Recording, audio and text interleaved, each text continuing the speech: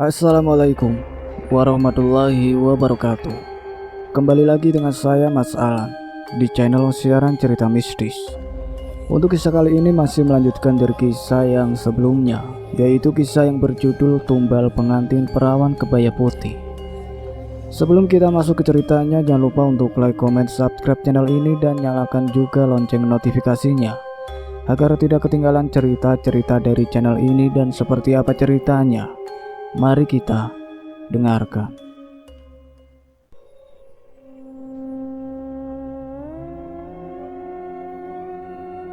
Ella yang duduk tak bersemangat baru saja meninggalkan tempat duduk di ruang kerjanya.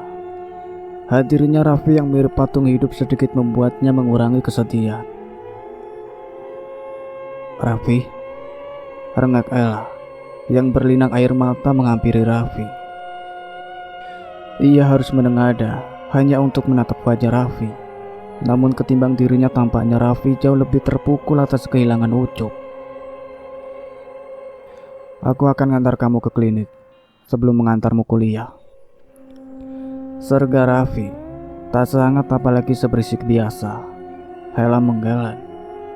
Aku gak butuh pengobatan apapun. Yang aku butuhin hanya Ucup, Raff.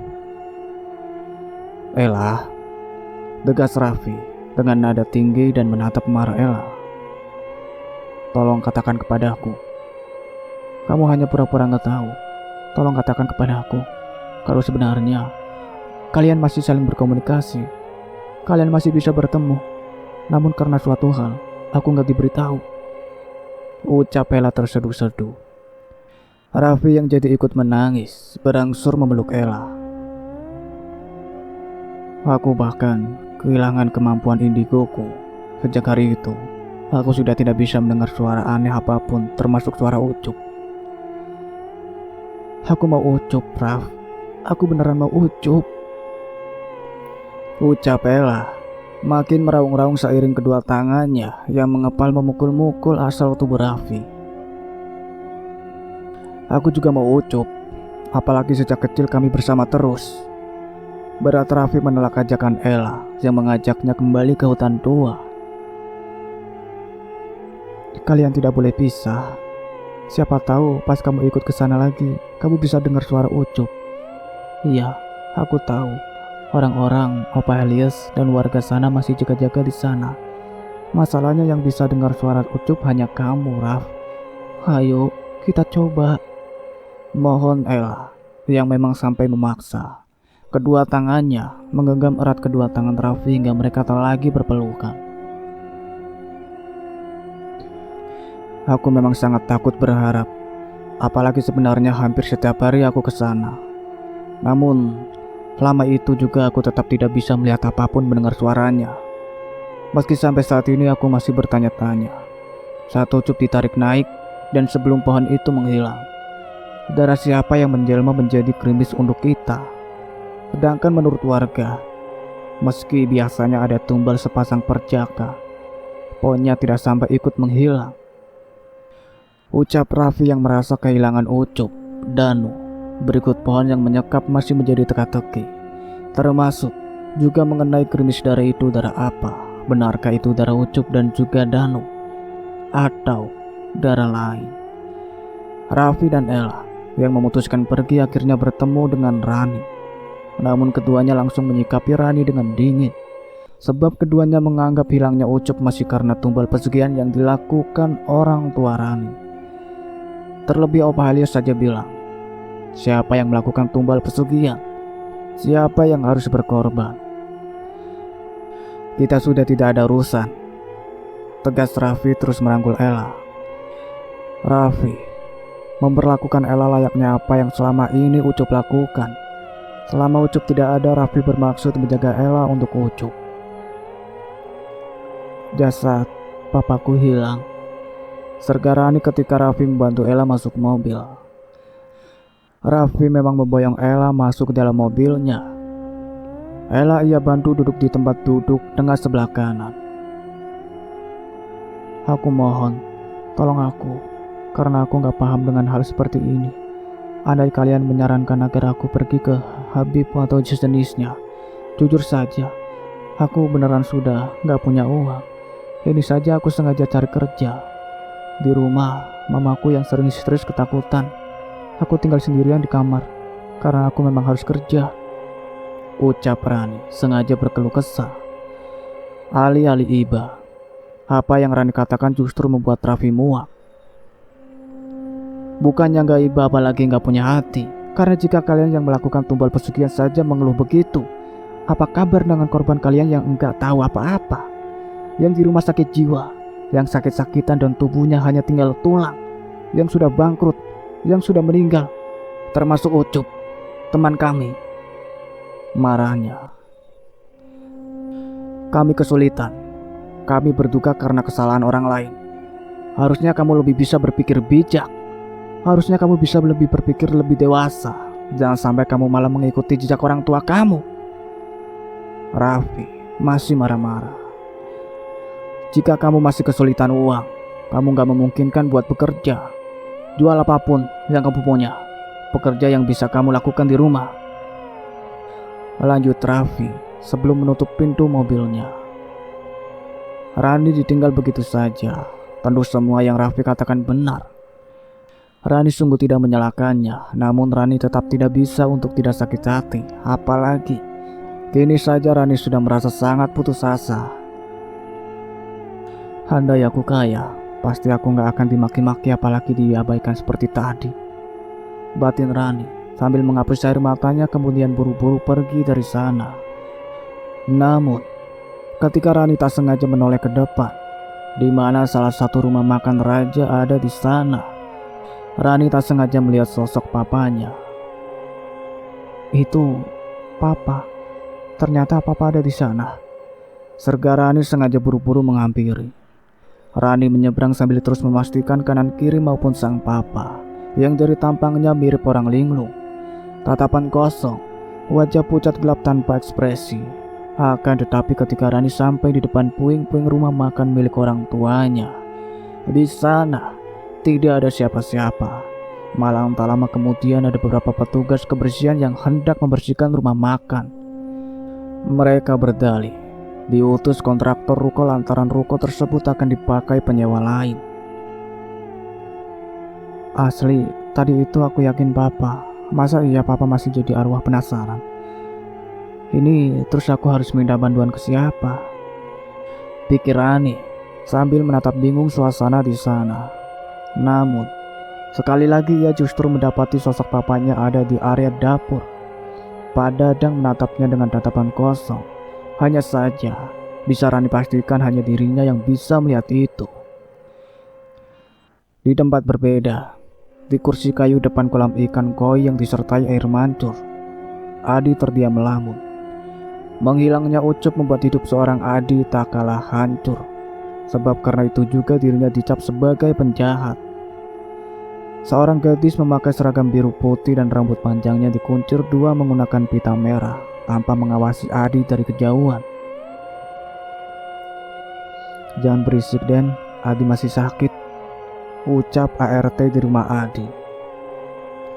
Siti, gadis berwajah manis, Zambi Laila Tuntut merupakan putri tunggal dari Bu Laila. Bu Laila merupakan seorang janda yang sejak Siti berusia 5 tahun sudah mengabdi ke orang tua Adi. Awalnya, keduanya pekerja pulang pergi, tapi sejak 7 tahun terakhir mereka juga jadi ikut menetap di sana. Siti, yang tipikal ceria jika kepada Adi, sengaja menghampiri Adi. Ia membawa 2 es krim hati warna-warni kemudian memberikannya 1 kepada Adi. Padahal sang ibu memintanya untuk segera ganti seragam. Tak mau seragam sekolah putrinya itu kotor, karena besok masih harus dipakai. Sempat bengong menatap es krim di hadapannya. Adi malah shock ketika melihat seragam yang Siti pakai. Kamu sudah SMP? Serga Adi sambil berdiri. Ia geleng-geleng kemudian mengambil papan kardus yang terkalung di dada Siti. Kamu lagi mos, apa sudah beres? Kalau belum beres, besok aku antar kamu biar mereka gak semena-mena nindas kamu. Serga Adi yang mau-mau saja. Es krim miliknya dibuka pembungkusnya oleh Siti. Aku ikut mos dan memang banyak yang jahat.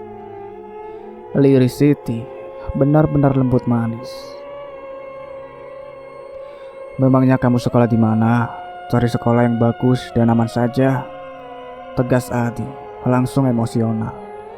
Lebih emosi lagi setelah ia memeriksa tubuh anak ART yang sudah dianggap sebagai adik sendiri. Di punggung kanan Siti ada lembab ungu.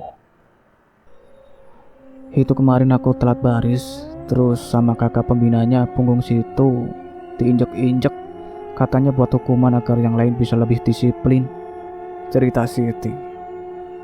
Dengan entengnya, Adi berkata, wajib dijadiin tumbal tuh orang. Mendengar itu, Siti refleks menatap Adi. Detik berikutnya, keduanya ngakak bersama. Hutan tua tak lagi horor. Hutan yang awalnya tertutup karena jarang dikunjungi itu jadi terasa hidup. Sebab, selain beberapa orang, Opa Helios yang jaga-jaga di sana memantau perkembangan kasus Ucup, warga juga jadi banyak yang datang. Ada yang sekedar mencari ayam hutan untuk disantap, atau malah sekedar mencari kayu bakar. Untuk kesekian kalinya, Ella dan Raffi berkunjung ke hutan tua. Namun keduanya tetap tidak menemukan Ucup di sana. Keduanya sampai nekat memboyong saudara Ella yang merupakan indigo dan bernama Wawa. Wawa merupakan anak tertua dari omnya Ella. Ella jauh-jauh mendatangkan Wawa dari kampung untuk meminta bantuannya dalam mencari Ucup. Jujur, sejak Mas menikah dengan Ajeng, sementara prahara benang kusut dalam hubungan kami berhasil kami atasi. Kemampuan indigo Mas beranjak berkurang dengan semestinya, Dek. Jadi kemampuan ini seolah memang hanya sementara atau titipan. Karena memang saat awal itu Mas butuh buat beresin masalah yang Mas dapat. Terbukti sekarang saja Raffi gak bisa dengar suara-suara tak kasat mata lagi. Jelas Wawa lirih tapi penuh pengertian. Ella dan Raffi menatap seksama pria muda berusia di akhir 20 tahun itu. Iya, kemampuan Raffi kan beriringan dengan Ucup. Jadi ada yang mereka terpisah, kemampuan mereka juga hilang. Sebenarnya Ella sudah tahu inti dari maksud Wawa, bahwa Wawa meminta Ella untuk mengikhlaskan Ucup. Masalahnya, tak segampang itu Ella bisa menerima. Terlebih jika ia tak sampai dipamiti secara langsung oleh Ucup. Atau setidaknya, Ella harus melihat jasad Ucup jika memang orang-orang meyakini Ucup sudah meninggal. Sebelum Ucup bertukar posisi dengan Adi, aku dengar bahwa Ucup meyakini bahwa dirinya bukan manusia normal. Ucup terlalu yakin bahwa dirinya tak lebih dari anak bajang yang beruntung. Karena pada kenyataannya, Ucup memang anak kuntilanak yang dibangkitkan, kemudian dikendalikan oleh dukun bernama Dana. Pikir Raffi langsung tercengang ketika Wawa mengabarkan bahwa di lokasi pohon besar yang menyekap Ucup berada, di sana ada kuntilanak yang tantinya menangis. Mendengar itu, Raffi benar-benar merinding. Hati Raffi merasa diremas dan itu sakit sekali. Mamanya Ucup juga masih menunggu Ucup, berarti kemungkinan Ucup masih hidup juga masih ada, pikir Raffi. Mama Ucup masih di sini, isak Ella sambil mencari-cari ke atas melalui tatapannya. Sebab berbeda ketika masih ada Ucup, kali ini ia jadi tidak bisa melihat kuntilanak. Padahal awal bertemu, Ella ketakutan luar biasa kepada kuntilanak Yuli. Namun setelah tahu bahwa wanita itu merupakan mamanya Ucup, sementara kuntilanak Yuli juga sangat menyayangi Ucup, Ella juga jadi sangat sayang ke kuntilanak Yuli. Yang membuat Wawa bergidik ngeri, dirinya bisa melihat Ucup. Ucup yang penuh luka sekaligus darah, memegang sebuah keris di tangan kanannya. Hanya saja Ucup berada di tempat yang sangat jauh, seolah Ucup tengah terjebak di alam lain untuk sebuah misi. Sementara setelah Wawa mencoba melihat detail alasan tersebut terjadi, semuanya masih berkaitan dengan tumbal sepasang perjaka yang Ella maupun Raffi ceritakan. Termasuk untuk kerisnya, itu keris yang sempat dipegang bayi Bajang Rani. Pantas mamanya sampai nungguin terus. Percaya nggak percaya, Ucup juga masih berjuang buat keluar dari musibahnya. Jelas Wawa. Jadi, kenapa sampai ada gerimis darah? Ya karena keris yang Ucup bawa ini. Dia beneran berjuang keras buat mematahkan tumbal pengantin sepasang perjaka. Karena andai tidak dilakukan tumbal itu, nasib desa ini jadi taruhannya. Bisa jadi, andai Ucup bisa keluar setelah menyelesaikan misi, dia harus tetap jadi bagian dari hutan ini. Ibaratnya, ini semacam perjanjian. Penjelasan yang Wawa sampaikan membuat air mata Ella maupun Raffi kembali terurai. Keduanya sungguh tak sabar menunggu saat-saat itu tiba. Saat dimana Ucup bisa menyelesaikan misinya. Walau entah sampai kapan. Karena meski 1 tahun telah berlalu, mereka tetap tidak menemukan Ucup. Pencarian terhadap Ucup sengaja dihentikan. Raffi apalagi, Ella menjadi sosok yang sangat terpukul. Keduanya menjadi pribadi yang sangat terpuruk. Malahan selama itu juga Ella memilih menutup diri di dalam kamarnya. Di malam satu suro yang menyeramkan, beberapa anjing sibuk menggonggong. Burung jantan juga sibuk berkokok, dan gerimis ringan mengiringi angin yang berembus kencang. Percaya tidak percaya, di gubuk Kidanang yang tak sembarang orang bisa melihatnya, di sana ada jasad Pak Dadang. Cahaya berwarna merah gelap dihiasi asap hitam menjatuhi gubuk Kidanang, bertepatan dengan bulan yang mengarah ke gubuk tersebut. Bersamaan dengan itu, juga ada yang jatuh di bawah kuntilanak Yuli terjaga. Kuntilanak Yuli yang awalnya murung langsung tersenyum cerah. "Ucup, anakku," lembutnya. Namun tak lama kemudian, beberapa pria berpakaian serba hitam datang. Kedatangan mereka seolah sengaja membarengi kemunculan Ucup. Namun satu di antara 5 orang yang datang sangat kuntilanak Yuli kenal. "Opanya Ella, kesayangan Ucup," lirih kuntilanak Yuli pasrah. "Kami akan menjaga Ucup. Ucup akan menjadi orang yang lebih berguna," yakin Opa Helios, dan langsung mendapat restu dari kuntilanak Yuli. "Pergilah dengan tenang, karena itu juga yang Ucup inginkan," yakin Opa Helios, dan lagi-lagi dibalas anggukan. Di tempat berbeda, di gubuk Kidanang, cahaya merah berasap hitam mirip kunang-kunang perlahan memasuki kepala Pak Dadang. Detik itu juga tubuh Pak Dadang layaknya disengat arus listrik. Kemudian tubuh Pak Dadang bergerak-gerak jadi bergerak, seolah cahaya tadi memberi nyawa ke jasad tersebut. Kedua mata Pak Dadang dengan spontan terbuka dan langsung melotot putih semua, layaknya sebuah robot. Pak Dadang juga langsung bangun dan tatapannya tetap kosong. Namun perlahan tapi pasti, wujud Pak Dadang berubah menjadi Kidanang. Sementara di kediamannya yang makin rapuh, Rani tengah menyendiri di kamarnya yang gelap. Rani duduk di lantai menghadap sesajen yang sampai dihiasi lilin. "Ya Tuhan, aku sudah tidak percaya jika kamu ada. Kamu hanya senang memberiku cobaan. Jadi, jangan salahkan aku karena aku lebih memilih mengabdi kepada setan," ucap Rani yang menangis putus asa sambil memandangi sesajennya yang juga dihiasi asap menyengat pembakaran kemenyan. Sesekali suara Ibu Rati yang masih kerap meraung-raung seolah wanita itu melihat penampakan terdengar. Alasan tersebut pula yang membuat Rani makin putus asa. "Aku sudah puasa pati geni. 3 hari 3 malam ini aku juga tidak tidur agar niatku kaya dalam waktu cepat segera terwujud. Seekor kambing sudah aku tumbalkan seperti arahan dukun yang aku ikuti." Rani terus mengoceh sambil menggerak-gerakkan kedua tangannya di atas asap pembakaran kemenyan. Tak lama kemudian, Sosok bertubuh hitam besar berwajah menyerupai domba mendadak hadir di sebelah Rani. Sempat nyaris pingsan, Rani yang memang jadi makin kurus karena ritual puasa yang rutin dijalani berusaha bertahan. Dengan tubuh gemetar parah, Rani langsung menyembah sosok bertubuh manusia tapi berwajah domba tersebut. Priaku tumbal nyawa, setelah itu kamu boleh menjadi istriku dan menikmati semua kemewahan yang kamu inginkan.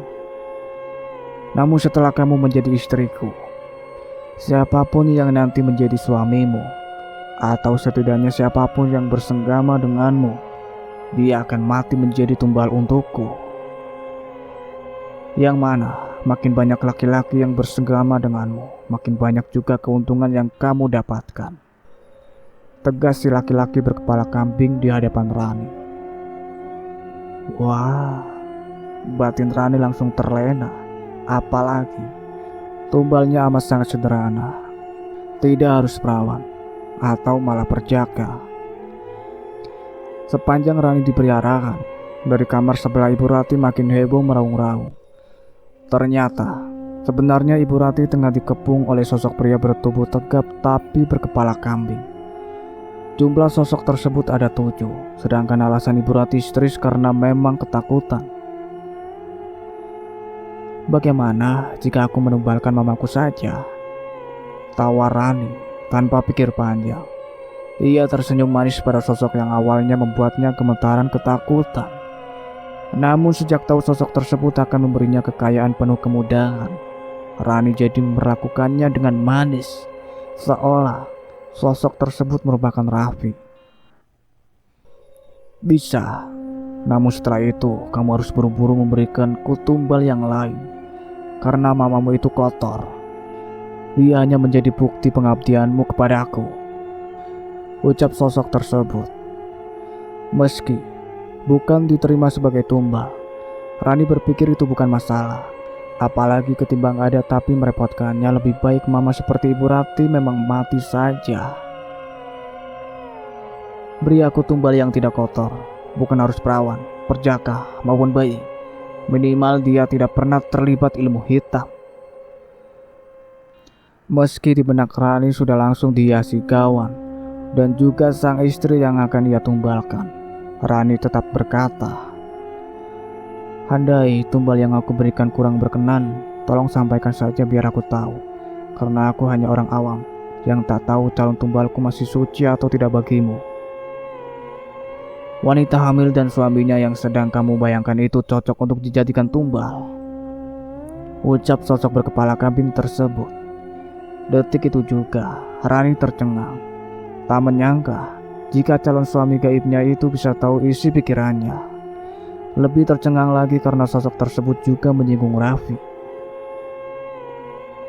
Jika kamu menumbalkannya, keuntungan yang akan kamu dapat juga lebih banyak. Intinya, makin bagus tumbal yang kamu persembahkan untukku, makin banyak juga keuntungan yang akan kamu dapatkan.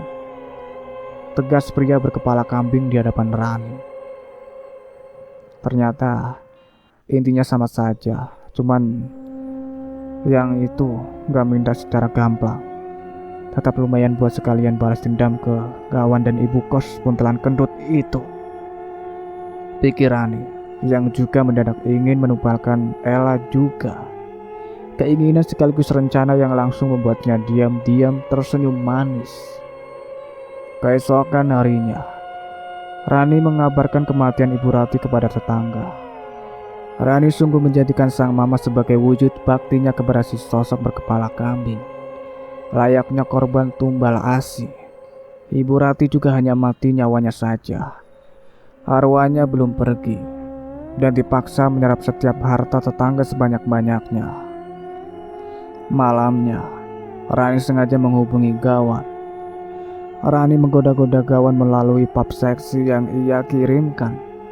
Gawan yang pada kenyataannya memang mata keranjang sekaligus masih ada rasa ke Rani, langsung tergoda. Namun, sang istri yang sudah lelah Gawan selingkuhi diam-diam sengaja menyusul ke rumah Rani. Alih-alih takut, Rani malah merasa sangat tertantang. Apalagi pada kenyataannya, Yang akan ditumbalkan untuk kali pertama itu si ibu kos yang sedang hamil. Sementara Gawan akan dijadikan tumbal selanjutnya, entah hanya dengan berhubungan atau sampai ada pernikahan. Selingkuh apaan sih ibu kos? Ini sedang ada tahlilan kematian mama saya. Elak Rani yang menutupi sebagian kepalanya menggunakan pasiman hitam, layaknya warna setelan panjang yang ia kenakan. Namun ibu kos yang terlanjur cemburu tetap tak mengizinkan sang suami dekat-dekat Rani, dan notabene salah satu mantan terindah Gawan. Meski sempat menimbulkan kehebohan, diam-diam Rani sudah memasukkan beberapa bulu kambing ke tas istri Gawan tersebut. Dan percaya tidak percaya, detik berikutnya langsung ada sosok pria berkepala kambing yang mengikuti Gawan berikut sang istri. Namun sosok tersebut bukanlah sosok yang akan menjadi suami Rani. Kok makin lama makin bau kambing ya? Apa kambing Pak RT main kesini? Keluh mereka yang sedang mengikuti acara tahlil. Tadi pas Ibu Rati dimandikan sampai akhirnya dimakamkan dan memang ditolak bumi, orang-orang juga geger bau kambing. Ucap para tetangga lagi jadi kurang fokus dalam tahlilannya.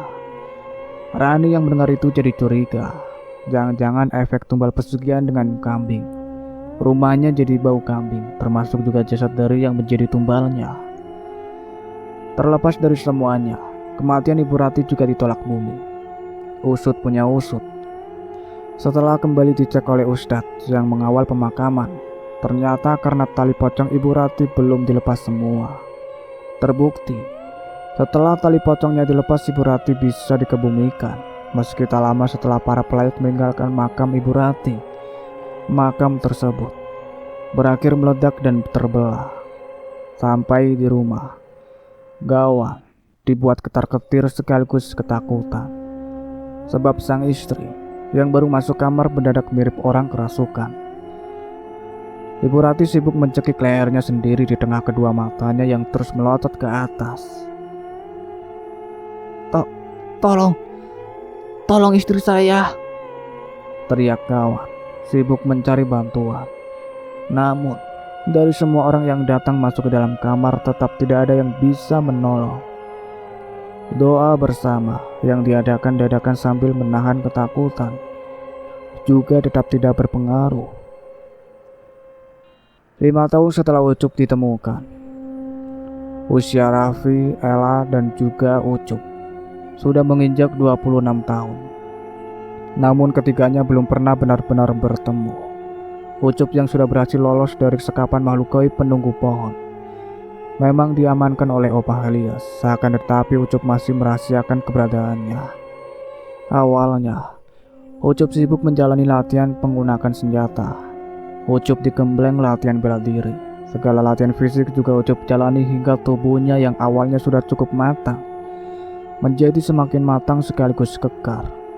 Akan tetapi, lama itu juga, Ucup yang tetap berkeliaran sekaligus menjaga hutan tua menjalani banyak misi rahasia. Sebab kini Ucup telah dijadikan sebagai ketua mafia oleh Opa Helios. Ucup menjadi generasi pimpinan ketiga setelah sebelumnya Opa Helios dan juga pamannya sempat memilih Adi.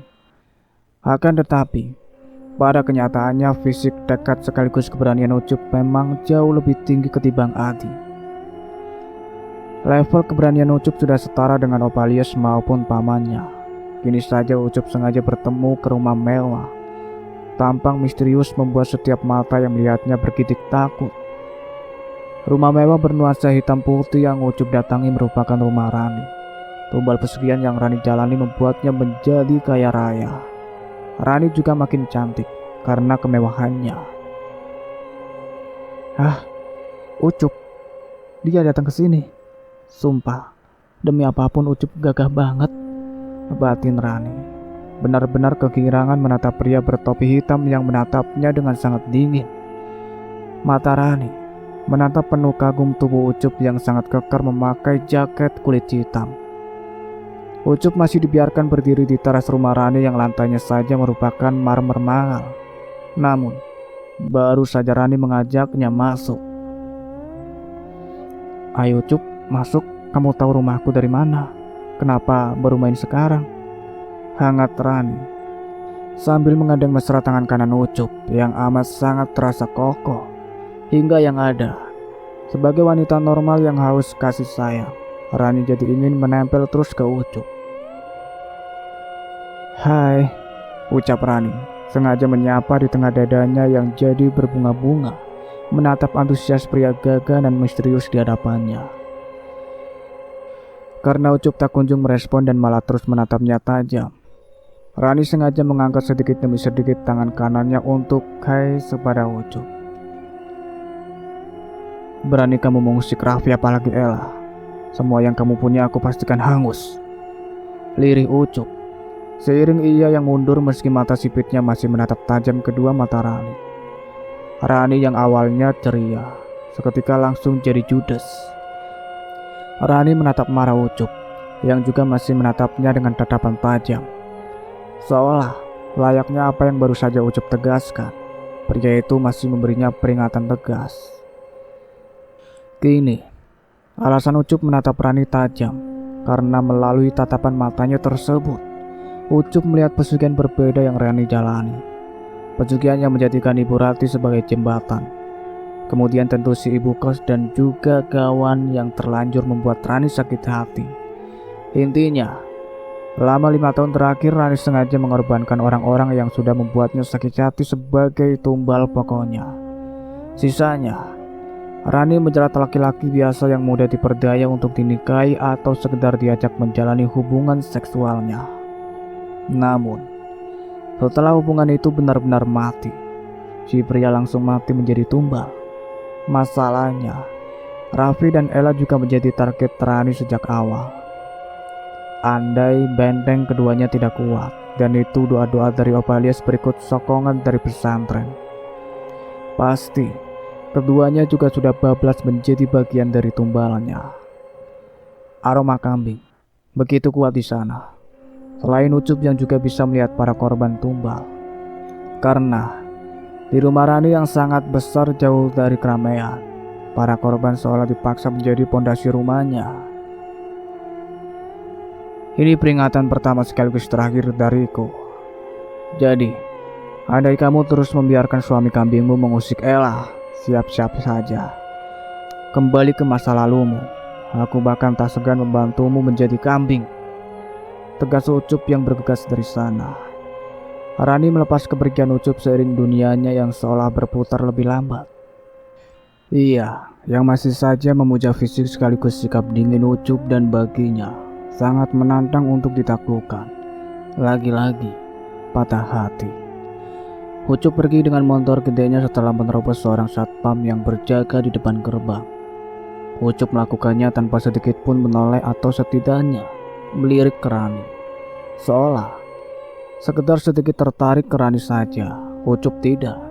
Padahal Rani yang sekarang amat sangat glow up. Rani yang sekarang jauh lebih cantik dan seksi muda. Karena bisnis Rani saja di bidang skincare, Rani memiliki produk yang terbilang laris di pasaran. Tentunya itu masih berkat tumbal pesugihan yang Rani jalani. Pedih rasanya sakit sekali. Hati Rani seolah disayat sembilu kemudian dibubui air perasan jeruk nipis. Saking pedihnya, Rani jadi kerap meringis. Namun lagi-lagi, ia terusik oleh tangis kesakitan tanpa penampakan. Tangis kesakitan yang tak hanya 1, 2, bahkan beberapa suara tangis. Malah dari semua tangis, Rani juga sampai mendengar suara sang mama. Sayangnya, Rani memang tak sampai bisa melihat mereka-mereka yang tak kasat mata seperti Ucup. Karena adik Rani bisa melakukannya, Rani pasti ngeri sendiri. Sebab para tumbal yang ia persembahkan memang menjadi pondasi rumahnya. Kenapa Ucup bisa tahu? Dia datang jauh-jauh ke sini ke alamatku yang terbilang amat sangat rahasia hanya untuk... apa jangan-jangan Ucup tahu dari junjungannya? Atau jangan-jangan dukun yang Ucup ikuti memang jauh lebih sakti dari suami kambingku? Makin Rani mencari tahu alasan Ucup bisa mengetahui alamat rumahnya, Apalagi alasan Ucup bisa mengetahui pesugihan kambing yang Rani jalani. Yang ada kepala Rani jadi pusing. Obat-obatan terlarang menjadi bagian dari acara Rani menenangkan diri. Di kamarnya yang gelap dan dipenuhi arwah manusia berkepala kambing. Rani, yang tetap tak bisa melihat penampakan tak kasat mata tersebut, nyaris kehilangan kewarasannya. Ucup tak berniat mendatangi restoran Ella, apalagi sampai bisa bertemu Ella. Namun kini, motor yang ia tunggangi malah mengantarkannya ke jalan di mana restoran milik Ella berdiri kokoh. Selalu begini, hati dan pikiranku tidak bisa berbohong bahwa aku sangat merindukannya. Batin Ucup masih saja menunduk meski motornya sudah berhenti tepat di seberang jalan restoran milik Ella. Karena tanpa langsung melihat ke halaman apalagi anak tetangga menuju restoran Ella, Ucup sudah bisa melihat Ella dari mata batinnya. Ella yang menggerai rambut panjang yang kali ini dibuat bergelombang, memakai gaun selutut warna putih. Tiupan angin cukup kencang menggirai langkah Ella. Lain cahaya matahari yang sedang hangat-hangatnya mengingatkan kini nyaris pukul 10 pagi. Ketika Ucup memastikannya di arloji yang menghiasi pergelangan tangan kirinya, Ella sungguh layaknya bidadari yang dari pakaian apalagi kulit putih cerahnya seolah bercahaya. Ella yang awalnya melangkah pelan, perlahan menoleh ke belakang, malahan kaki jenjangnya yang memakai hel putih susu benar-benar berhenti melangkah di tengah-tengah anak tangga, sambil menantang sekaligus gemuruh yang mengiringi rasa sesak di dadanya. Ella mengawasi suasana jalan. Kadang, aku merasa bahwa kita benar-benar sudah sangat dekat, batin Ella, seiring matanya yang tetap saja jauh sekuat apapun dirinya berusaha tegar. 6 tahun aku menunggu, 6 tahun aku mencarimu, tapi semesta tetap mengatakan bahwa kita tak mungkin lagi bisa bertemu, batin Ella.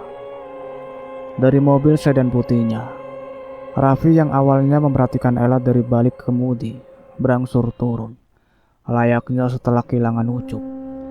Raffi juga masih menjadi pribadi dingin tak tersentuh. Tak ada lagi keceriaan apalagi sampai pecicilan. Yang ada kini baik Raffi maupun Ella tetap saja terjebak dalam duka mereka. Duka atas perpisahan mereka dengan Ucup. Namun, bagaimana mungkin aku menggampaimu jika alasanku bertahan sejauh ini saja justru keluarga pemuda yang sangat mencintaimu, batin Ucup memilih pergi tak lama setelah Raffi menghampiri Ella. Bersama dengan itu, mata batin Ucup kembali dihiasi adegan tak kasat mata. Sebuah kebaya pengantin putih dan sangat familiar untuk Ucup dipegang oleh sepasang tangan. Ada pertemuan di rumah sederhana.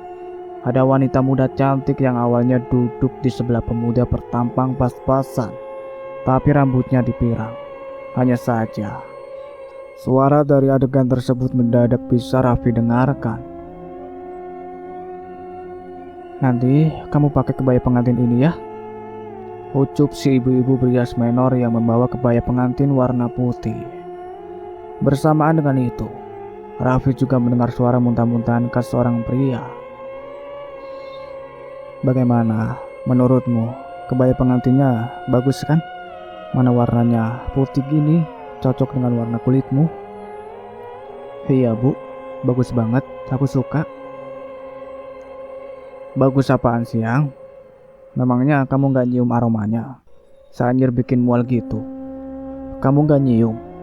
Ya ampun, aku sampai semual ini. Apa jangan-jangan kamu kena COVID? Makanya kamu gak bisa nyium aroma sangat anjir dari kebaya pengantin warna putih ini, ucap si pemuda. Bagus, kalau langsung suka dan dia gak sampai muntah, berarti ini bukti bahwa dia masih perawan dan dia layak buat jadi tumbal, batin suara seorang wanita. Meski di tempat berbeda, adegan maupun suara tak kasat mata barusan membuat Raffi maupun Ucup yakin tumbal pengantin kebaya putih masih ada, pikir keduanya. Meski detik itu juga Raffi yang merangkul Ella langsung curiga. Kenapa aku mendadak bisa dengar suara tak kasat mata lagi? Apakah Ucup ada di sini? Pikir Raffi curiga, sambil terus merangkul Ella dan membawanya masuk ke dalam restoran. Raffi yang jadi deg-degan parah, sibuk mengawasi sekitar. Raffi berharap bisa menemukan Ucup, meski lagi-lagi itu tak lebih dari harapan semata, sebab yang ada Ucup sengaja mempercepat laju motornya.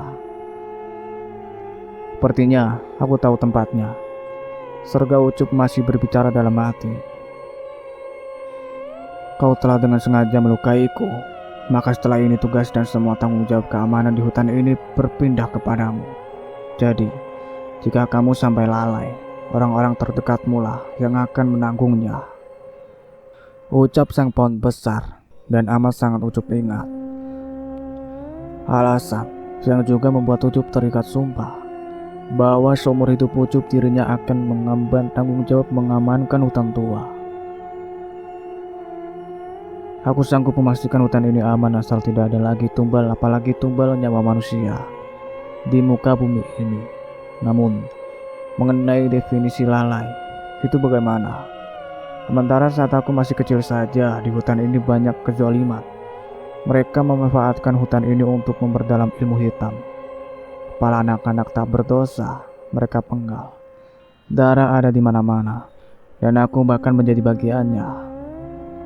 Balas Ucup yang kala itu memegang keris Kidanang dan tubuhnya penuh darah.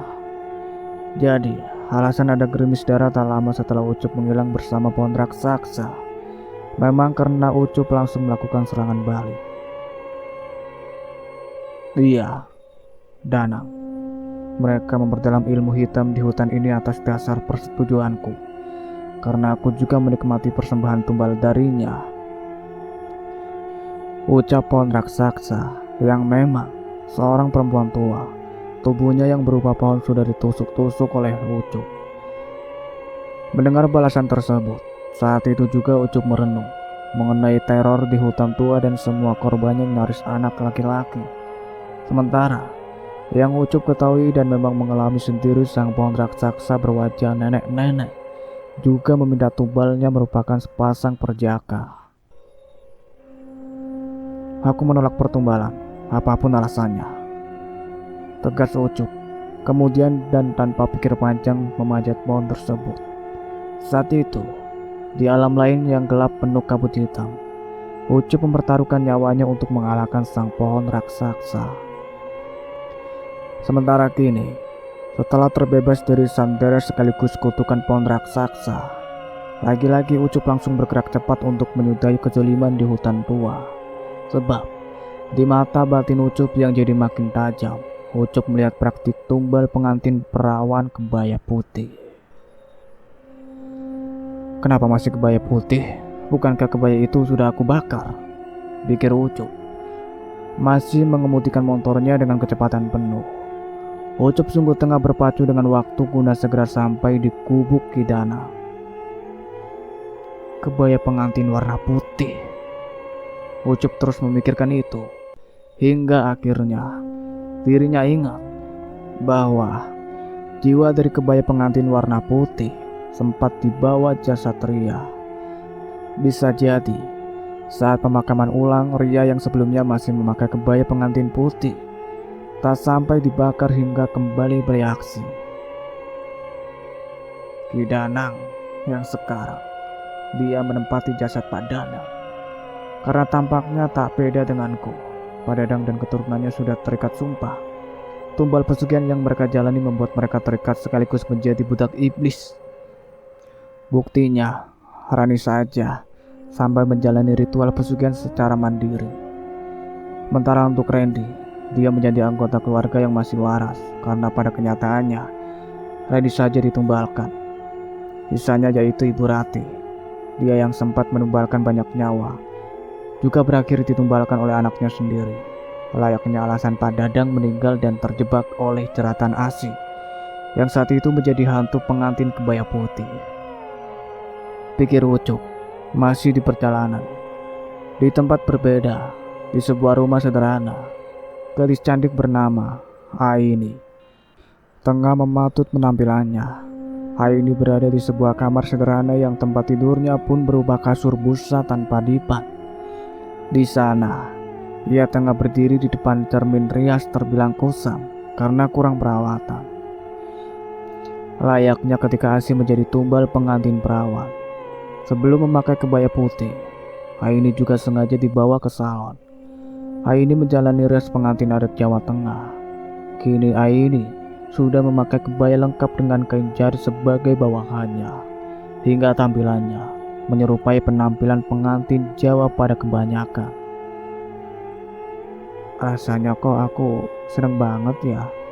Kebaya pengantin ini berasa punya aura positif yang luar biasa. Namun, kenapa aku sampai dandan layaknya pengantin? Padahal alasanku kesini murni untuk menemui keluarga Mas Agus. Pikir Aini jadi bingung sendiri. Kebaya pengantin putih yang Aini pakai dan dikata Agus sangat bau anyir memang membuat Aini sangat nyaman. Aini ingin buru-buru menikah. Masalahnya, hati kecil Aini terus meyakinkan bahwa kini tengah ada yang tidak beres. Ada yang tidak beres? Istighfar, ngapain kamu dandan begitu? Lagian sejak kamu kenal Agus, kenapa kamu jadi ugal-ugalan makin gak tahu aturan? Kamu yakin itu wajar? Kamu bahkan jadi berani ke orang tuamu. Orang tuamu sudah bersamamu sejak kamu masih di dalam kandungan. Sementara Agus baru kamu kenal hitungan bulan. Jangan lupa, alasan kamu kesini untuk tak lebih dari bertemu dengan orang tua Agus. Terus, kamu ngapain pakai kebaya pengantin? Dan sampai dandan mirip pengantin? Mau nikah? Memangnya sudah ngabarin ke orang tua kamu? Seorang wanita wajib dinikahkan oleh wali. Jika Agus dan orang tuanya sampai melakukannya di luar orang tua kamu, Fik, Agus dan orang tuanya gak beres. Hati-hati Aini. Perubahan drastis kamu ini jangan-jangan karena guna-guna. Jangan-jangan kamu didandani cantik gini karena kamu mau dijadiin tumbal. Tumbal pengantin perawan kebaya putih, kayak yang ramai di masyarakat sekitar sini. Ingat, Agus hanya kuli bangunan yang merekap jadi penjual siomay. Agus bukan bos atau setidaknya CEO seperti yang di film-film loh. Hati kecil Aini terus menasihati dan melahirkan banyak keraguan untuk Aini. Apalagi ketika akhirnya Aini mulai istighfar kemudian melafalkan doa-doa. Kendati demikian, pada akhirnya Aini tetap diboyong. Mereka pergi menggunakan mobil pick-up yang sengaja mereka sewa. Agus tunangan Aini menyetir langsung sementara Aini duduk anggun di sebelahnya. Sedangkan kedua orang tua Agus duduk di belakang. Di tengah suasana yang makin berkabut meski kini baru pukul 1:30 siang. Ternyata Aini dibawa ke hutan. Sudah dandan secantik ini dan Mas Agus juga sudah pakai beskap, pelangkon juga. Kok malah ke hutan? Pikir Aini, yang hati kecilnya langsung berkata, "Nah, hati-hati, takutnya kamu beneran dijadikan tumbal pesugihan." Di belakang, orang tua Agus yang kerap bertukar pandangan jadi berbunga-bunga. Senyum lepas yang terus menyertai keduanya apalagi ketika mobil pick-up yang Agus kemudikan berhenti di depan gubuk di danau. "Akhirnya Pak, bentar lagi kita jadi orang kaya," ucap Ibu Tia dan tak lain mamanya Agus. Ia memakai gamis necis tanpa menutup kepala apalagi sampai berhijab. Bibirnya dipoles merah cabai, sementara wajah glowingnya ditutupi bedak hingga menimbulkan perbedaan mencolok antara wajah dan tangan apalagi jika dibandingkan dengan kaki. "Celaka, aku telat," panik Ucup. Sebab di benaknya, Ucup melihat Aini pingsan. Aini pingsan tak lama setelah meminum minuman pemberian Kidana yang menempati jasad pada Dadang. Tentunya itu tidak bertanda baik, karena air yang Aini minum saja merupakan air kembang dibumbui darah ayam hitam, atau itu darah ayam cemani. Orang tua Agus yang segera menangkap tubuh Aini, meski keduanya melakukannya sambil menahan mual. Sementara kini, Ucup sudah mulai kacau, sebab Ucup teringat sumpah serapah tak ubahnya kutukan si wanita pohon, bahwa ketika ada yang celaka di hutan tua, itu berarti karena Ucup lalai menjaganya. Dengan kata lain, orang-orang yang Ucup sayangi juga akan merasakannya dampaknya. Mereka akan mati, dan kamu akan menjadi orang paling kesepian di muka bumi ini. Caramu yang serakah tak membiarkan adanya tumbal di hutan ini membuat orang-orang terdekatmu akan merasakan dampaknya. Mereka akan merasakan luka paling menyakitkan, yaitu kehilangan. Dan mereka tak akan pernah merasa apa itu bahagia selama kamu tetap tidak bisa menyelesaikan misimu, kecuali jika kamu mati dan membuatku terbebas menjalani tumbal. Ucap si wanita pohon dan membuat Ucup yang mengingatnya. Refleks menambah kecepatan laju motornya. Elah, Raffi, semuanya, aku benar-benar tidak mau kehilangan kalian. Batin Ucup yang melihat Aini sudah diboyong masuk ke dalam gubuk Kidana. Aini dibaringkan di depan dan langsung dikuasai oleh Kidanang tak lama setelah tua bangka itu meminta orang tua Agus meninggalkannya. Di dalam kamar yang hanya dipisahkan dengan tirai dari ruangan di depannya, Kidanang tersenyum bahagia. Pria itu menatap tak sabar sosok Aini yang meski bertubuh mungil tapi sangat cantik. Kira-kira si Aini mau diapain ya Pak? Tadi Mama lihat ada keris yang masih dihiasi darah segar. Ada ayam hitam juga. Terus ada air kembang di ember. Sesajen di meja juga ada ayam hitam yang identik dengan tolak belaka Pak. Lirih Ibu Tia kepada Pak Harto, sang suami yang menggandengnya untuk buru-buru pergi dari dalam ruangan eksekusi. Ruangan di mana Kidanang meminta hanya tinggal berdua dengan Aini. Jangan ambil pusing Ma, terserah itu si Aini mau diapain. Yang penting hari ini juga kita kaya. Percaya ke Kidanang, karena Bapak juga sudah mulai mempelajari ilmu kesaktiannya. Sudah sangat banyak yang membuktikan bahwa tumbal pesugihan pengantin perawan Kidanang hasilnya nyata. Balas Pak Harto, berbisik-bisik juga. Wah, ternyata Bapak juga sudah belajar ilmu kesaktian Kidanang. Keren Pak, keren. Biar kedepannya kita nggak perlu ikut ke orang termasuk ikut ke Kidanang lagi. Heboh Ibu Tia masih berucap lirik. Ia begitu girang lantaran baginya keputusan sang suami akan membuat mereka hidup enak tanpa harus capek-capek. Bersama sang suami, Ibu Tia duduk sila di tikar lusuh yang menjadi alas lantai tanah tak jauh dari tirai. Hingga apa yang terjadi di balik tirai cukup bisa Ibu Tia terka. Tampak Kidanang yang seolah tengah melepas pakaiannya, sedangkan Aini masih dibiarkan di depan. Akan tetapi, keseriusan Ibu Tia yang seolah tengah menyaksikan adegan sebuah film tersebut usai, sebab sang suami memberi dirinya teguran keras. Kita nggak boleh lihat apa yang terjadi di dalam sana. Kita wajib menunduk dan tetap diam apapun yang kita lihat maupun semua yang kita dengar, ucap Pak Harto sambil menatap sang istri penuh peringatan. Sementara di luar, dengan santainya, Agus memilih merokok di depan mobil pick-up-nya.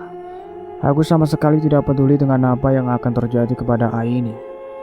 Padahal semua orang termasuk tetangga Agus berdalih bahwa memiliki Aini sebagai kekasih sekaligus calon istri merupakan keberuntungan bagi Agus, karena memang selain bukan orang berbeda dan pekerjaan pun masih serabutan, tambang Agus juga terbilang pas-pasan.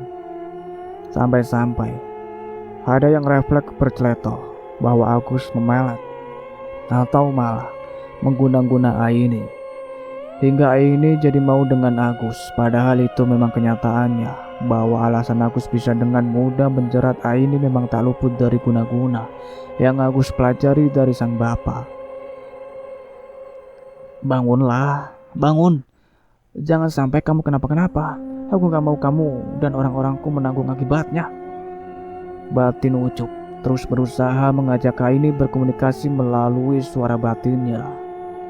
Tak lama kemudian, dalam hatinya Ucup jadi sibuk berdoa. Ucup terus mendoakan keselamatan Aini agar Aini tak sampai menjadi tumbal. Di lain sisi, Aini yang sejak awal merasa ada yang janggal, jadi makin berusaha memberontak berkat doa-doa yang ia dapat. Akan tetapi, kedua mata Aini amat sangat sulit dibuka, meski Aini sudah susah payah melakukannya. Padahal, kedua tangan Ki Danang sudah membuka setiap kancing kebaya Aini. Kemudian dengan gerakan sangat tidak sabar, kedua tangan laknat tersebut juga meraba-raba di sana. Innalillahi wa innalillahi raji'un. Ayolah bangun, kamu sendiri juga wajib doa. Yang bisa menyelamatkan kamu beneran diri kamu sendiri. Ayo mulailah berdoa. Batin Ucup lagi. Ya Allah, ini sebenarnya aku kenapa? Aku ingin berdoa pun kesulitan. Batin Aini yang mulai merintih sekaligus berlinang air mata. Ia tak mengendaki setiap sentuhan yang ia dapatkan, termasuk ketika kain jerit yang menutupi tubuh bawahnya dibuka kemudian ditarik ke atas. Bisa dipastikan, apa yang akan terjadi tentu tidak baik. Alhamdulillahnya, ketika Aini berhasil melafalkan ta'awuz di hatinya, semuanya mulai bisa teratasi. Kedua mata Aini beranjak terbuka dan tubuhnya pun bisa bergerak dengan leluasa. Betapa terkejutnya Aini dengan apa yang ia alami. Apalagi di atas tubuhnya Ki Danang sudah tak memakai pakaian apapun. Aini bisa melihat pria itu berusaha menyetubuhinya. Kedua tangan Ki Danang saja tengah berusaha menurunkan celana dalam Aini. Bajingan, batin Aini benar-benar murka, kemudian tanpa pikir panjang menendang senjata pamungkas Ki Danang yang sudah tidak dibungkus celana. Ki Danang langsung kesakitan. Tubuhnya jatuh dari dipan. Sebenarnya Ibu Tia sudah memperingatkan sang suami. Akan tetapi, peraturan untuk mereka itu dilarang melakukan apapun meski di dalam ada kejadian maupun suara aneh. Termasuk suara permintaan tolong Ki Danang. Pak Harto meminta sang istri untuk tidak memperdulikannya. Itu beneran bagian dari tumbal mah, bisik Pak Harto meyakinkan. Padahal Aini yang terlanjur sadar dan memang murka sudah langsung melakukan serangan balik. Meski Aini merasa ketakutan, merasa emosi bahkan jijik, Aini segera merapikan tampilannya. Tak lupa Aini juga mengambil keris dari sesajen di meja dan sampai ia berantakan. Pak, saya itukah kayak ada yang ngamuk? Bisik Ibu Tia. Pak Harto baru meyakinkan sang istri ketika Aini keluar sambil berlari dan tangan kanannya membawa keris. Kan Pak, itu Aini malah lari. Heboh Ibu Tia, dan kali ini baru digubris oleh sang suami. Pak Harto segera berdiri kemudian memastikan ke dalam. Selain keadaan di sana yang berantakan, Ki Danang juga sampai ditutupi menggunakan ember cat dan awalnya sudah berisi air kembang. Loh, kok justru Ki Danang yang mandi kembang gini? Terus kenapa juga Aini dibiarkan lari? Ucap Pak Harto ketika menarik embernya dari kepala maupun tubuh Ki Danang. Pria tua itu benar-benar terlanjang dan lagi-lagi ia yakini karena masih bagian dari ritualnya. Aini sudah menusuk Ki Danang menggunakan keris. Kesal Pak Harto. Selain mengacak-acak sesajen kemudian menghajar habis-habisan Ki Danang, Aini juga sampai menusuk dada Ki Danang menggunakan keris. Karena ulahnya pula, Aini diperlakukan bak buronan. Agus dan orang tuanya langsung berbondong-bondong mengejar Aini. Kata umpatan sekaligus makian terus mereka teriakan kepada Aini. Dasar wanita edan, dasar wanita tak bisa diuntung, dasar siluman tak tahu diri. Sepanjang dikata-katai, air mata Aini yang sudah pecah sejak dirinya belum membuka mata, jadi makin sibuk bercatuan. Mendadak ini ia dilempari batu oleh ketiga orang yang mengejarnya. Sakit sekali Aini rasakan. Namun, Aini sadar jika ia ketangkap rasanya akan lebih sakit. Jadi apapun yang terjadi, Aini terus berusaha meloloskan diri. Meski pada akhirnya di jalanan sekitar hutan tua yang sepi ia berhasil ditangkap. Ia dijagal oleh Pak Harto dan Agus, yang mana kemudian Ibu Tia tak segan mengadu wajah khususnya kening Aini dengan aspal. Konde sekaligus sanggul Aini sampai lepas karena dijambak kuat-kuat oleh Ibu Tia. Lagi-lagi, yang terus Aini lakukan ialah melakukan serangan balik. Aini menggunakan keris di tangan kanannya untuk menyerang secara asal ketiga orang yang merundungnya. "Bajingan!" teriak Ibu Tia, menjadi orang yang paling vokal sekaligus emosional. Kedua tangannya terkena keris yang Aini serangkan asal ke sekitar wanita kota itu. "Tega kalian, kalian yang bajingan, kalian yang iblis. Tolong, aku mohon seseorang tolong aku. Aku mohon tolong aku. Ini sakit banget.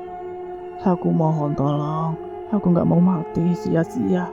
Kasihan orang tua dan juga adikku," batin Aini. Aini yang masih berusaha menyerang menggunakan keris di tangan kanannya sukses membuat ketiga orang yang menyerangnya menghindar. Namun, dengan segera Pak Harto menjambak rambut bagian kepala belakang Aini. Kemudian, tanpa ragu membantingnya dengan keji. Pak Harto merasa sangat puas ketika Aini terbanting. Punggung kepala Aini menghadap aspal sangat keras. Saat itu juga, dunia Aini mendadak hening. Sebelum mendadak ada bunyi di kepala Aini dan membuatnya meringis kesakitan. Soal ada saraf di kepala bahkan otak Aini yang putus. "Lari, aku mohon kamu harus tetap lari." Benak Aini dihiasi suara ucup. Aini sungguh bisa mendengarnya dengan jelas di tengah semua rasa sakit yang nyaris membuatnya hancur. Padahal Aini yakin di sana tidak ada orang lain selain dirinya, Agus, dan juga kedua orang tuanya yang masih saja berusaha menyiksanya. "Jangan lupa doa, kencengin doanya. Yang kamu hadapi bukan manusia, mereka iblis berwujud manusia," tegas Ucup lagi dan sukses membuat Aini mengerahkan sisa tenaganya. Aini sambil merangak tepat di turunan dan siap naik ke atas. Di benak Ucup yang masih bisa melihat apa yang menimpa Aini dengan jelas, ia melihat truk pengangkut kayu. Truk tersebut sudah sangat dekat dengan Aini. "Innalillahi wa inna ilaihi raji'un. Jangan biarkan kejadian wanita berkebaya putih itu terlindas truk benar-benar terjadi." Takut Ucup nekat melaju kencang tapi naas. Aini yang baru saja berhasil berdiri tetap tertabrak. Begitu juga dengan Agus. Yang berhasil menyelamatkan diri hanyalah orang tua Agus. Akan tetapi ada yang aneh dengan Ki Danang, sebab dia yang biasanya akan baik-baik saja, bahkan ketika diserang Ucup dan Raffi kali ini, luka di dadanya benar-benar membuat Ki Danang tak berdaya. Orang tua Agus hanya menolong Agus. Keduanya bahu-membahu menggotong tubuh sang putra. Sementara Aini, mereka tinggalkan begitu saja. Apalagi truk yang menabrak juga langsung kabur. "Ki Danang, tolong kami, Ki," serka Pak Harto yang mengharapkan pertolongan untuk Agus. Meski sebelumnya sudah tahu keadaan Ki Danang, Pak Harto dan Ibu Tia tetap membawa putra mereka meminta pertolongan ke dukun junjungan mereka. Pak, aduh, itu teh kenapa katanya sakti? Kok wajahnya pucat terus, matanya melotot seram?" heboh Ibu Tia berbisik-bisik. "Hah? Bentar coba," ucap Pak Harto bergegas memastikan. Ia mendekati Ki Danang dengan langkah hati-hati, sebab diamnya Ki Danang dengan tanda-tanda bahwa pria itu tengah merenggang nyawa memang menjadi ketakutan tersendiri untuknya. "Iya, beneran gak napas mah?" lirih Pak Harto benar-benar panik. Pak Harto tak menyangka bahwa Ki Danang telah tiada. Padahal yang ia tahu dari rekannya dan sudah merekomendasikan Ki Danang, dukun sakti itu tidak akan pernah bisa mati. Namun kini kenyataannya hanya ditusuk menggunakan keris saja, dan itu oleh Aini Ki Danang sudah mati. "Gimana, Pak?" panik Ibu Tia sambil mengguncang tangan kanan sang suami menggunakan kedua tangannya. Malahan, ketimbang kecelakaan yang menimpa sang putra, kematian Ki Danang jauh lebih membuat mereka panik bahkan takut. "Bantu aku ambil semua pusaka Ki Danang, Bu. Aku akan mendalami ilmu dan kesaktiannya," serga Pak Harto dan langsung disetujui oleh sang istri. Keduanya berkode mata kemudian saling bekerja sama memboyong apa saja yang bisa mereka bawa dari sana. Semuanya mereka boyong ke mobil pick up, termasuk Agus yang nyaris sekarat. Ucup baru sampai ketika mobil pick up Agus dan orang tuanya tak lagi ada di depan gubuk Kidana. Awalnya Ucup bisa melihat gubuk gaib milik Kidana. Namun, Ucup lebih memilih menyelamatkan Aini. Ia membonceng Aini di depannya, mengikatnya menggunakan jaket kulitnya. "Bertahanlah, kamu kuat," batin Ucup, sampai berkeringat parah karena menahan ketegangan sekaligus ketakutan atas apa yang menimpa Aini. Jadi, kelemahan Kidanang hanyalah dilukai oleh wanita yang sudah diincar. Pantas saat 6 tahun lalu Ella sampai terlibat ke sini. Harusnya saat itu Ella yang melakukannya. Namun, ya sudah, aku bereskan wanita tak berdosa ini dulu. Lukanya sangat parah. Harus aku langsung yang melakukannya meski aku sudah sangat ingin membakar tubuh Kidana. Batin Ucup lagi. Selain mengurus semua biaya pengobatan Aini, Ucup juga sampai mendonorkan darahnya ke Aini. Setelah Aini siuman dan pihak rumah sakit juga sudah menghubungi keluarga Aini, Ucup yang selama itu juga sengaja merahasiakan dirinya dari semuanya memutuskan pergi. Yang Ucup lakukan ialah mengunjungi kubuk Kidana. Di sana, tubuh Kidanang sudah berubah jadi jasad pada Adang. Sementara, laci, meja, lemari, bahkan tikar titipan atau amben dalam keadaan terbuka. Ucup tahu kenapa semua itu terjadi sebab orang tua Agus sengaja mencuri semua pusaka di Kidana. Tak lama kemudian, 4 orang pria datang menggunakan mobil jeep hitam. Pria yang memakai pakaian serba panjang lengkap dengan jaket warna hitam itu membantu Ucup. Jasad pada Adang yang masih utuh tapi sudah bau busuk dimasukkan ke dalam kantong jenazah. 4 orang tersebut yang melakukannya, sementara Ucup hanya memberi arahan. "Antar jasad itu ke alamat yang saya WA-kan kepadamu," ucap Ucup mengikuti keempat anak buahnya. Keempatnya memboyong jasad pada Adang yang sudah dimasukkan ke dalam kantong jenazah. "Baik bos," sanggup keempatnya, sementara Ucup mengangguk sebelum memimpin doa. Bersama keempat anggota mafianya, Ucup mengadakan doa bersama sebelum membakar gubuk Kidana. Selanjutnya, gubuk ini tidak akan pernah ada lagi, meski Kidanang entah menitis entah ke siapa. Aku rasa, aku akan segera menemukannya, namun sepertinya Kidanang akan menitis ke orang yang sudah mencuri semua pusakanya, batin Ucup sambil membakar gubuknya. Selanjutnya, setelah Rani melihat jasad papanya yang membusuk, apakah dia masih mau melanjutkan tumbal pesugihannya? Pikir Ucup. Ketegangan makin menyelimuti Rani. Selain jantungnya yang jadi berdetak kacau, ia yang gemetaran juga sudah panas dingin. Keringat ketakutan juga membasahi sekitar wajah maupun lehernya. Di hadapannya, Ucup yang datang memboyong kantong jenazah, menarik resleting kantong tersebut. Aroma tak sedap seketika menyeruak. Rani sampai mual-mual muntah. Ketakutannya sungguh pecah hanya karena melihat jasad sang papa. Sempat berpikir karena tubuh sang papa masih utuh, tapi Rani ingat bahwa sebelumnya bisa jadi tubuh papanya sudah sempat diawetkan oleh pihak kepolisian, atau memang pemilik kehidupan memiliki rencana lain atas kenyataan tersebut. Kantong jenazah yang Ucup buka memang ada di teras rumah Rani yang megah. Tadi, kedua anak buah Ucup yang melakukannya.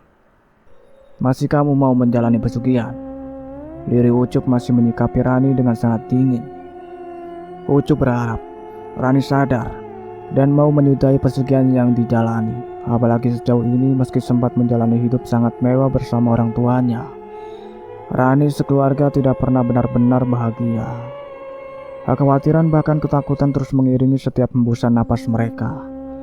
Malahan, alih-alih bahagia, mereka malah terjebak dalam kesengsaraan tak berkesudahan.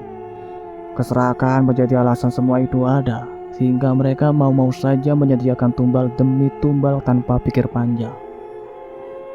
Sekarang kamu memang kaya, namun selain kamu tidak pernah benar-benar bahagia, kamu juga sangat kesepian. Ditambah lagi, siapapun laki-laki yang berhubungan bersetubuh denganmu dia akan mati. Bertobatlah. Lirik Ucup masih menatap Rani dengan seksama. Baiklah, baiklah, aku akan bertobat. Namun, aku mau bertobat asal kamu menuntutku, asal kamu menikahiku dan menyudahi kesepianku. Mohon, Rani. Ia berkaca-kaca kemudian bersimpu di hadapan Ucup. Astagfirullah, innalillahi wa innalillahi roji'un. Ucap Ucup yang kemudian meminta Rani untuk benar-benar bertaubat. Kamu harus bertobat demi diri kamu sendiri, bukan demi orang lain, termasuk demi aku. Aku sudah menikah. Aku gak peduli, balas Rani terseduh. Ia berangsur menengadah, menatap Ucup penuh belas kasih. Ucup menggeleng tegas. Ambil waktu dan merenunglah, selagi masih ada kesempatan. Tegas Ucup yang memilih pergi dari sana. Bagaimana bisa kamu mengatur kehidupanku sedemikian rupa, sementara kamu saja tetap membiarkanku berjuang sendiri? Aku tahu, kamu tahu bahwa aku butuh bimbinganmu. Kamu tahu, aku kesepian. Tapi kenapa kamu tidak membantuku? Kamu sengaja membiarkanku terjebak kesalahan ini makin dalam. Kesal Rani meledak-ledak. Kamu tahu alasannya, kamu tahu jawabannya, tapi kenapa kamu masih saja egois? Tegas Ucup sampai balik badan menatap sekaligus menghadap Rani. Padahal ia sudah nyaris naik ke motornya.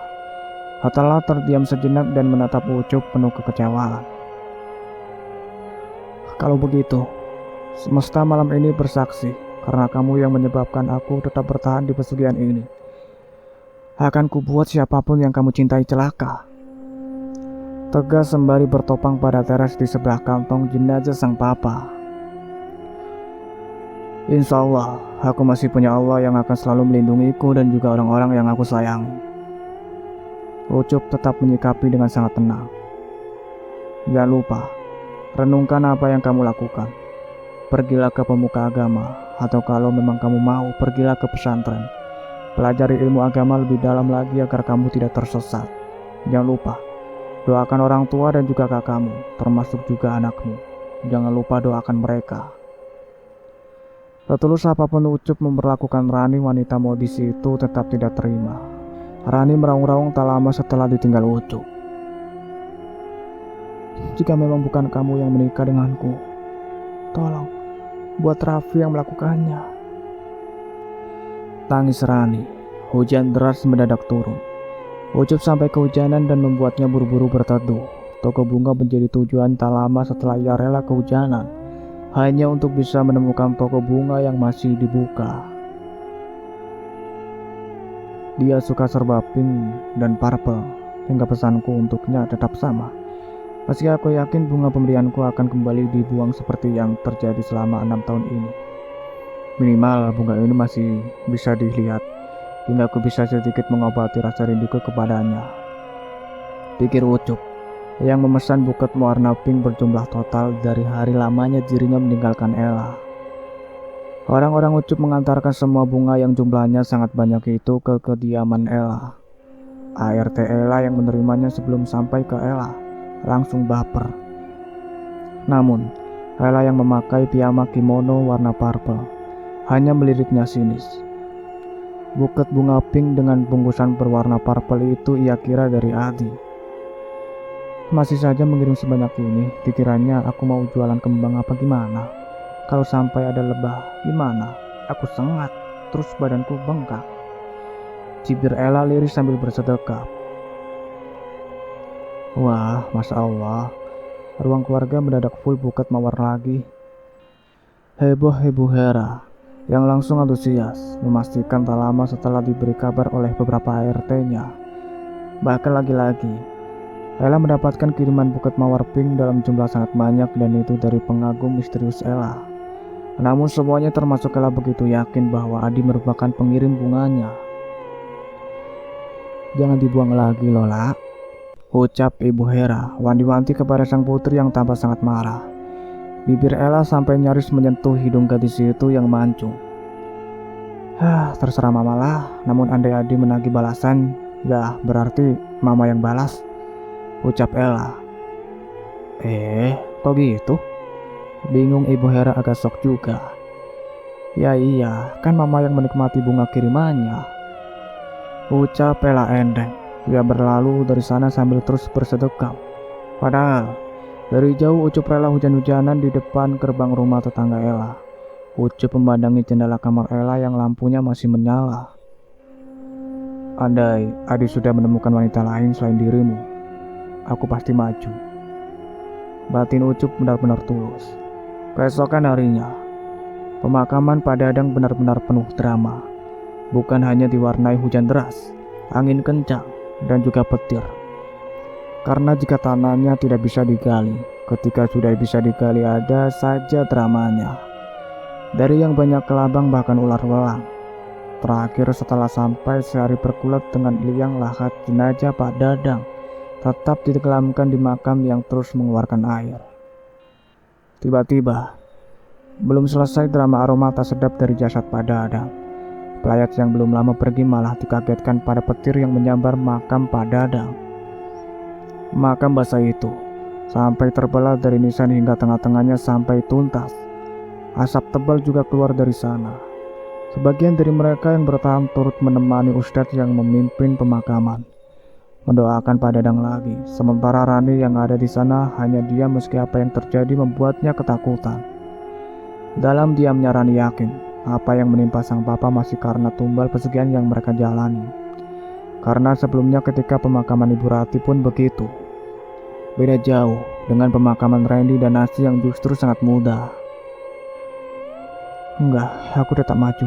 Aku bersumpah akan meluluhkan hati Ucup maupun Raffi dengan tumbal pesugihan yang kujalani. Batin Rani diiringi petir yang makin sibuk menyambar. Pasminan hitam yang menutupi sebagian kepala Rani turut tersambar petir setelah payung hitam yang Rani pakai sampai terlempar. Itulah akhir dari cerita yang berjudul Tumbal Pengantin Perawan Kebaya Putih. Terima kasih banyak untuk kalian semua yang sudah setia mengikuti cerita ini sampai selesai. Sebelum Mas Alan pamit, jangan lupa untuk like, comment, subscribe channel ini, dan satu lagi bunyikan loncengnya. See you in the next video. Wassalamualaikum warahmatullahi wabarakatuh.